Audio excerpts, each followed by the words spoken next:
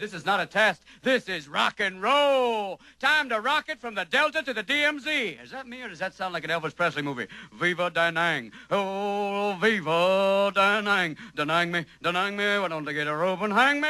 Hey, is it a little too early for being that loud? Hey, too late. It's 0600. What's the O stand for? Oh, my God, it's early. Speaking of early, how about that Cro-Magnon, Marty Drywitz? Thank you, Marty, for silky smooth sound. Make me sound like Peggy Lee.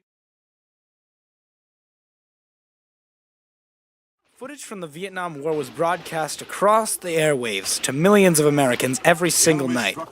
The Vietnam War, in this sense, was the first ever living room war, and it allowed average American families to become informed about the affairs of the United States. Through this, Americans were not only exposed to gruesome images of body bags and failures overseas, but also to the duplicity of the United States government. And we have men to be freed. For the first time in history, the U.S. government's credibility was formally challenged.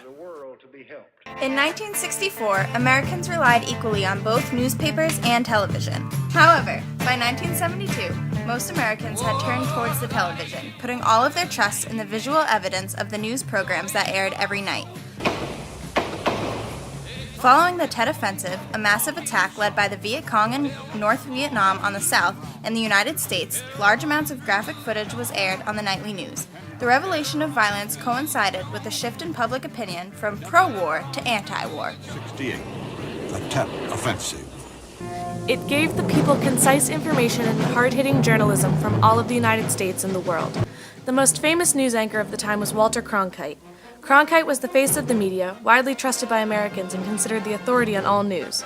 He was there reporting the moon landing and the assassination of Kennedy, and he had total confidence from the public.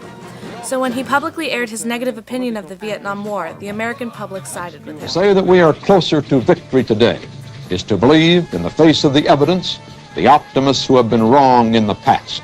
This was irrevocably true. The voices broadcast in the media became louder 100 times over, largely affecting the way Americans think. Particularly powerful voices in this media conflict were those of college students protesting the war across the country. These voices became especially prominent with the release of John Philo's photograph from the Kent State riots. Where this photograph spread, controversy followed. People grew wary of their government, mistrusting the so-called democratic body that chose to send soldiers onto college campuses. A guardsman said to me, "What's that you're carrying there, boy?" And I said, "Just a couple of flags." And he said to me, "Well, today we're going to make you eat those flags." And I responded in kind of an arrogant way. I was a cocky young man. I said, "Well, just don't get too close or I'll ram them down your throat." The mistrust led to a general disapproval of the government's role in the war in Vietnam.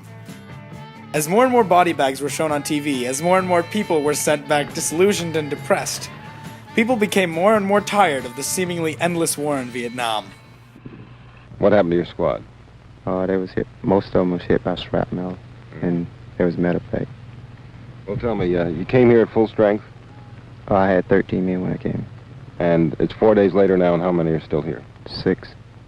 I think we're just occupying ground and losing too many men. I'm losing too many men. The rifles have been jamming, the mud's been has slowed everything down, and the artillery comes in everywhere, and it just gets pretty futile and frustrating sometimes. The really depressing part about it is, like, there isn't really much you can do, you know what I mean? You see the rounds come in, you see your buddies get blown away and wounded and stuff like that.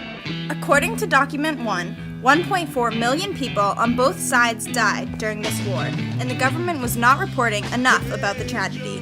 Senator J. William Fulbright, chairman of the Senate Foreign Relations Committee, noticed this credibility gap and decided to conduct a series of televised committee hearings in early 1966. He asked members of the Johnson administration to defend Vietnam policies, and these hearings affected the public's growing doubts about the war, especially due to the fact that they were broadcast on TV. I have joined with some of my colleagues in an effort to try to change the attitude of our government.